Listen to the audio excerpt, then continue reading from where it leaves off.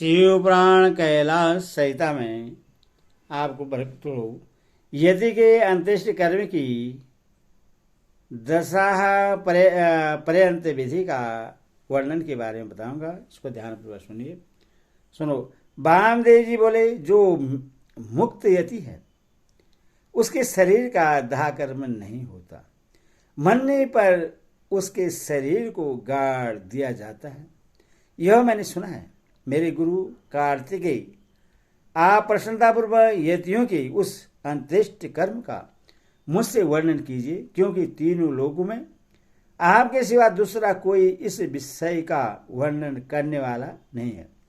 भगवान शंकर नंदन जो पूर्ण परम ब्रह्मा में अहम भाव का आश्रय ले देह पंजर से मुक्त हो गए हैं तथा जो उपासना के मार्ग से शरीर संबंध से मुक्त हो परमात्मा को प्राप्त हुए हैं, उनकी गति में क्या अंतर है। प्रभु मैं आपका शिष्य हूं, इसीलिए अच्छी तरह विचार करके प्रसन्नतापूर्वक मुझसे इस विषय का वर्णन कीजिए। स्कंद ने कहा, जो कोई यति समाधिस्थ हो शिव के चिंतन पूर्वक अपने शरीर का परित्याग करता है, वह यदि महान धीर हो तो परिपूर्ण शिव रूप हो जाता है। किंतु यदि कोई अधीर चित्त होने के कारण समाधि लाभ नहीं कर पाता तो उसके लिए उपाय बताता हूं, सावधान होकर सुनो। वेदांत शास्त्र के वाक्यों से जो ज्ञाता ज्ञान और ज्ञेय इन तीन पदार्थों का परिज्ञान होता है, उसे गुरु के मुख से सुनकर यदि यम नियमादिरो योग का अभ्यास करे, उससे करते हुए वह भली भांति शिव के ध्यान में तत्पर है। मुने उसे नित्य नियम पूर्वक परवर्ण के जप और अर्धव चिंतन में मन को लगाए रखना चाहिए। मुने यदि देह की दुर्बलता के कारण धीरता धारण करने में असमर्थ यदि निष्काम भाव से शिव का स्मरण करके अपने जीर्ण शरीर को त्याग दे तो भगवान सदाशिव के अनुग्रह से नंदी के भेजे हुए विख्यात 5 आतिवाहिक देवता आते हैं। उनमें से कोई तो अग्नि का अभिमानी, कोई ज्योति हो पुंज स्वरूप, कोई दिनाभिमानी, कोई शुक्ला पक्षा अभिमानी और कोई उत्तरायण का अभिमानी होता है। ये पांचों सब प्राणियों पर अनुग्रह करने में तत्पर रहते हैं। इसी प्रकार धूमाभिमानी, तम का अभिमानी, रात्रि का अभिमानी, कृष्ण पक्ष का अभिमानी और दक्षिणायन का अभिमानी, ये सब मिलकर 5 होते हैं। इन 5 विख्यात देवता दक्षिण मार्ग में प्रसिद्ध हैं। महामुने वामदेव, अब तुम उन सब देवताओं की वृत्ति का वर्णन सुनो। कर्म के अनुष्ठान में लगे हुए जीवों को साथ ले हुए 5 देवता उनके पुण्य बस स्वर्गलोक को जाते हैं और वहां यथोक्त भोगों का उपभोग करके वे जीव पूर्ण क्षीण होने पर पुनः मनुष्य लोक में आते तथा पूर्वज जन्म ग्रहण करते हैं। इनके सिवा जो उत्तर मार्ग के 5 देवता हैं, वे भूतल से लेकर उर्वलोक तक के मार्ग को 5 भागों में विभक्त करके यति को साथ ले कर्मशो अग्नि आदि के मार्ग में होते हुए उसे सदाशिव के धाम में पहुंचाते हैं। वहां देवादिदेव महादेव के चरणों में प्रणाम करके लोकानुग्रह के कर्म में ही लगाए गए वे अनुग्रहाकार देवता उन सदाशिव के पीछे खड़े हो जाते हैं। यदि को आया देख देवादिदेव सदाशिव, यदि वह विरक्त हो तो उससे महामंत्र के तात्पर्य का उपदेश दे गणपति के पद पर अभिषिक्त करके अपने ही समान शरीर देते हैं। इस प्रकार सर्वेश्वर सर्वनियंता भगवान शंकर उन पर अनुग्रह करते हैं। उससे अनुग्रहित करके निश्चल समाधि लेते हैं। अपने प्रीति दासी भाव की फल स्वरूप रूपा तथा सूर्य आदि के कार्य करने की शक्ति रूपा ऐसी सिद्धियां प्रदान करते हैं जो कहीं अवरुद्ध नहीं होती। साथ वे जगत गुरु शंकर उस यति को वह परम मुक्ति देते हैं जो ब्रह्मा जी की आयु समाप्त होने पर भी पुनरावृत्ति के चक्कर से दूर रहती है। अतः यह समिष्टमान संपूर्ण ऐश्वर्य से युक्त पद है और यही मोक्ष का राज मार्ग है, ऐसा वेदांत शास्त्र का निश्चय है। जिस समय यदि मरणासन हो शरीर से स्थिर हो जाए, उस समय उस श्रेष्ठ संप्रदाय वाले दूसरे यदि अनुकूलता की भावना ले उसके चारों ओर खड़े हो जाएं।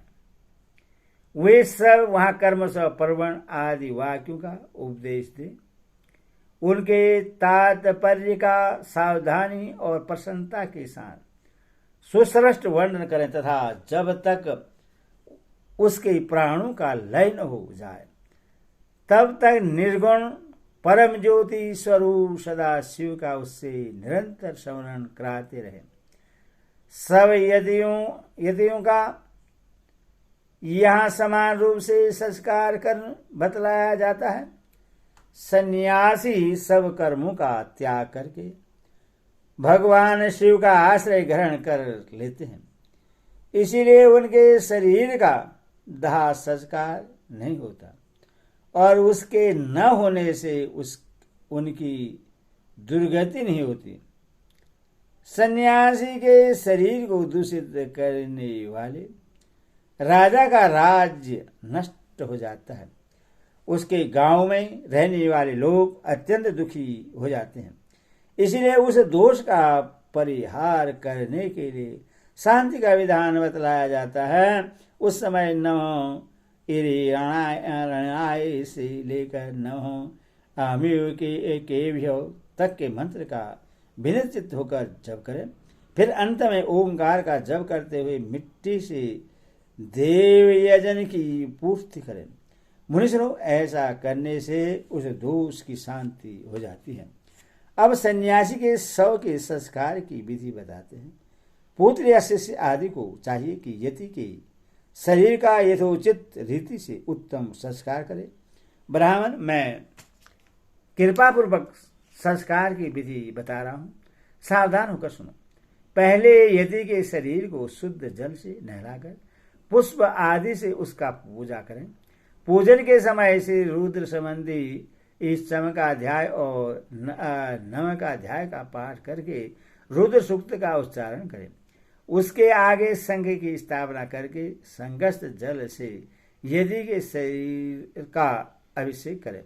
सिर पर पुष्प रखकर प्रण द्वारा उसका मार्जन करें। पहले के कोपिन आदि को हटाकर दूसरे नवीन कोपिन आदि धारण कराएं। फिर विधिपूर्वक उसके सारे अंगों में भस्म लगाएं। विधिवत त्रिपुंड लगाकर चंदन द्वारा तिलक करें। फिर फूलों और मालाओं से उसके शरीर को अलंकृत करें। छाती, कंठ, मस्तक, बाह, कलाई और कानों में कर्मश रुद्रांश की माला के आभूषण मंत्रोच्चारण पूर्वक धारण कराकर उन सब अंगों को सुशोभित करें। फिर धूप देकर उस शरीर को उठाएं और विमान के ऊपर रखकर स्नादि पंच ब्रह्मामय रमणीय स्थल पर स्थापित करें। आदि में ओंकार से युक्त 5 जाती है ब्रह्मा मंत्र का उच्चारण करके सुगंधित पुष्पों और मालाओं से उस रथ को सुसज्जित करें।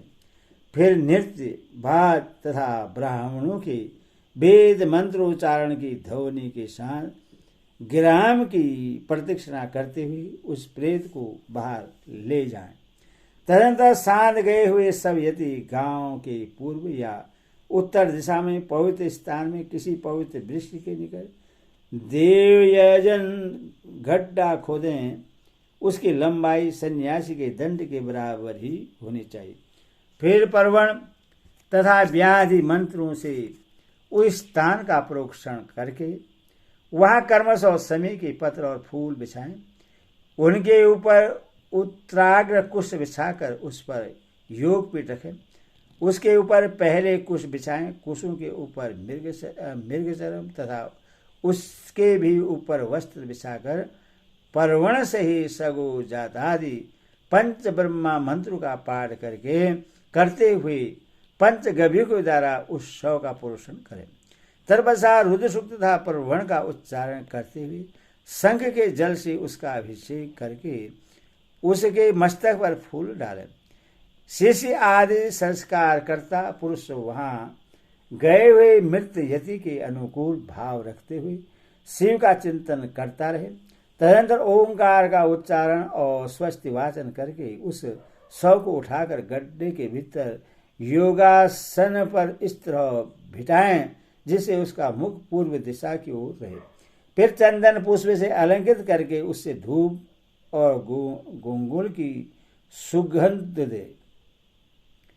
इसके बाद विष्णु हयमिदम रक्ष्य ऐसा कहकर उसके दाहिने हाथ में दंड दें और प्रजापति न तवेचार्यो इस मंत्र को पढ़कर बाएं हाथ में जल सहित कमंडल अर्पित करें।